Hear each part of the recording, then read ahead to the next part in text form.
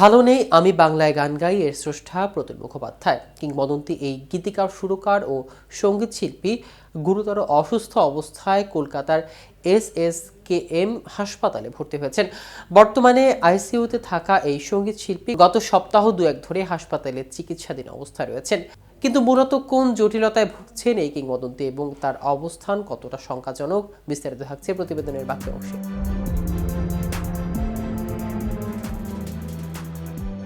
একটি সূত্র জানায়, অন্ত্রের অপারেশনের পর হার্ট অ্যাটাক হয় তার। শারীরিক অবস্থা দ্রুত অবনতি হতে থাকে। অ্যান্টিবায়োটিক প্রতিরোধী সংক্রমণের ফলে পরিস্থিতি ক্রমেই জটিলতার রূপ নেয়। SSKM হাসপাতালের সূত্রে জানা গেছে, আপাতত শঙ্কাহীন অবস্থায় আছেন এই গায়ক। নিউমোনিয়াতে আক্রান্ত বিভিন্ন চিকিৎসককে নিয়ে মেডিকেল বোর্ড গঠন করা হয়েছে। গতকাল সোমবার তার শারীরিক অবস্থার খোঁজ নিয়েছেন পশ্চিমবঙ্গের তৃণমূল কংগ্রেসের মুখ্যমন্ত্রী মমতা বন্দ্যোপাধ্যায়। তার নির্দেশেই রাজ্যের দুই মন্ত্রী অরূপ বিশ্বাস ও ইন্দ্রনীল সেন হাসপাতালে প্রতুল মুখোপাধ্যায়ের খোঁজখবর নিয়েছেন।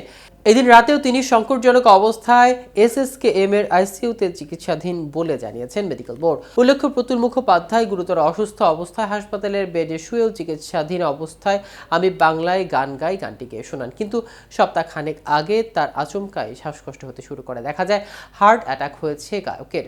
দ্রুতই কার্ডিওলজি বিভাগে স্থানান্তর করা হয় তাকে। সেখানে ধরা পড়ে ফুসফুস সংক্রান্ত হয়েছে। তবে সেই আক্রমণ ব্যাকটেরিয়া না ভাইরাসের জোরে নাকি মিশ্র গোত্রের তা এখনো স্পষ্ট নয়। কড়া অ্যান্টিবায়োটিক চললেও তাতে সেভাবে সাড়া দিচ্ছেন না এ গায়ক। এদিকে বাংলাদেশের একজন কিংবদন্তি সঙ্গীত শিল্পী ছিলেন আব্দুল জব্বার। তিনি বাংলাদেশের স্বাধীনতা যুদ্ধ চলাকালীন স্বাধীন বাংলা বেতার কেন্দ্র থেকে প্রচারিত সালাম সালাম হাজার সালাম, জয় বাংলা বাংলার জয় সহ অনেক উদ্বুদ্ধকরণ গানের গায়ক হিসেবে পরিচিত ছিলেন। 1938 সালে আজকের এই দিনে তিনি জন্মগ্রহণ করেন। তার গাওয়া তুমি কি দেখেছো কভু, জীবনের পরাজয়, সালাম সালাম হাজার সালাম, জয় বাংলা বাংলার জয় গান তিনটি 2006 সালে মার্চ মাস জুড়ে অনুষ্ঠিত বিবিসির বাংলায় শ্রোতাদের বিচারের সর্বকালের শ্রেষ্ঠ 20টি বাংলা গানের তালিকায় স্থান করে নেয়। এছাড়া তিনি বাংলাদেশ সরকার প্রদত্ত দুটি সর্বোচ্চ বেসামরিক পুরস্কার, 21 পদক ও স্বাধীনতা পুরস্কারে ভূষিত হন। আব্দুল জব্বার 1938 সালের 10 ফেব্রুয়ারি তৎকালীন ব্রিটিশ ভারতের কুষ্টিয়া জেলায় জন্মগ্রহণ করেন।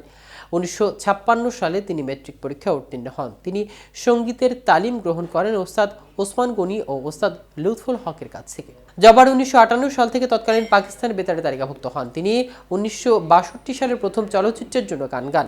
1964 সাল থেকে তিনি বিটিভির নিয়মিত গায়ক হিসেবে পরিচিত হন। 1964 সালের জহির রায়হান পরিচালিত তৎকালীন পূর্ব পাকিস্তানের প্রথম রঙিন চলচ্চিত্র সঙ্গমের গানে কণ্ঠ দেন। 1968 সালে এতটুকু আশা ছবিতে সত্য সাহার সুরে তার গাওয়া তুমি কি দেখেছো কভু গানটি জনপ্রিয়তা অর্জন করেন। এতক্ষণ আমাদের সাথে থাকার জন্য অসংখ্য ধন্যবাদ। কেটিভি শোবিজের সাথে থাকুন।